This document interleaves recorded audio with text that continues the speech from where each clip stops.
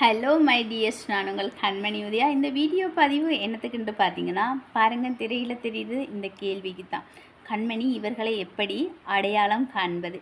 ஆமாங்க கைஸ், நான் ஒரு வீடியோ போட்டேன்ல, அதுக்கு என்னுடைய சப்ஸ்கிரைபர் ஒருத்தங்க கேட்டிருக்காங்க.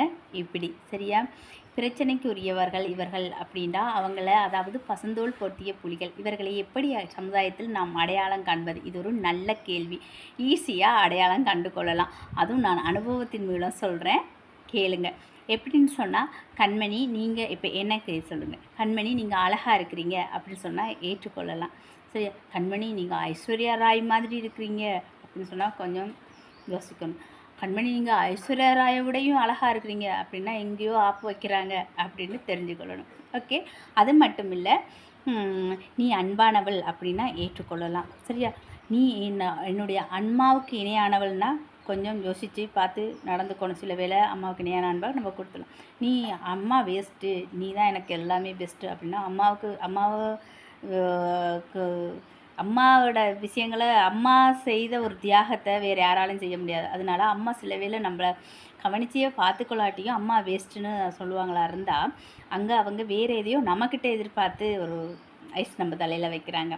அண்ட் இன்னொன்று, நாங்கள் ஒரு இடத்துக்கு கூட்டிகிட்டு போகிறோன்னு வச்சுக்கொள்ளுங்களேன், அவங்க என்ன செய்வாங்க, நம்ம இன்ட்ரடியூஸ் பண்ணுறதுக்கு போதே அவங்க போய் எல்லார்ட்டையும் பழக தொடங்குவாங்க, மிங்கிளாக தொடங்குவாங்க. ஓடி ஓடி போயிட்டு எல்லாத்தையும் செஞ்சு இதை அவங்க தான் க்ரியேட்டிவ் ஃபுல்லாக அவங்களே எடுத்துக்க மாதிரி செய்வாங்க. அதாவது சில பேருக்கு நேச்சுரலாகவே எல்லாருக்கும் உதவி செய்கிற மனப்பான்மை, ஒரு இடத்துல துருதுருப்பாக இருக்குது, அதெல்லாம் இருக்கும். அது தனியாக தெரியும்.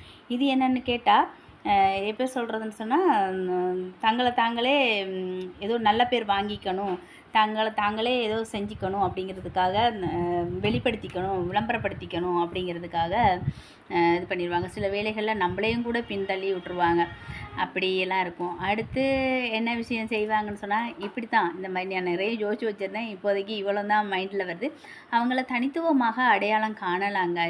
இடம் பொருள் ஏவல் தெரிஞ்சு நடந்து கொள்ளணும். அவங்க இடத்துக்கு தகுந்த மாதிரி நடந்துக்க மாட்டாங்க. அதிக பிரசங்கித்தனமாக நடந்து கொள்ளுவாங்க. சரியா, நிறைய அன்பு செய்கிற மாதிரி ஆக்டிவ் பண்ணுவாங்க, அக்கறை செலுத்துகிற மாதிரி ஆக்டிங் பண்ணுறவங்களையும் தெரியும், உண்மையிலேயே நம்மளோட அன்பு செலுத்துகிறவங்களையும் தெரியும் இல்லையா. தேவைப்படுற நேரம் காலை பிடிச்சி இழுத்து விட்ருவாங்க. சரியா, இதுதான். நிறைய விஷயம் இருக்குது என்னுடைய அனுபவத்தில். இப்போ எனக்கு ஞாபகத்தில் இருக்கிறதுக்கு இவ்வளோ தான். ஓகே, அவங்கள்ட்ட பார்த்து கவனமாக இருங்க. Be careful. Okay my dear subscriber, உங்களுடைய கேள்விக்கான விடை இதுதான். ஓகேவா? ஓகே, பிடிச்சிருந்தால் லைக் பண்ணுங்கள், ஷேர் பண்ணுங்கள், என்னுடைய சேனலை சப்ஸ்கிரைப் பண்ணுங்கள். ஓகே, பாய்.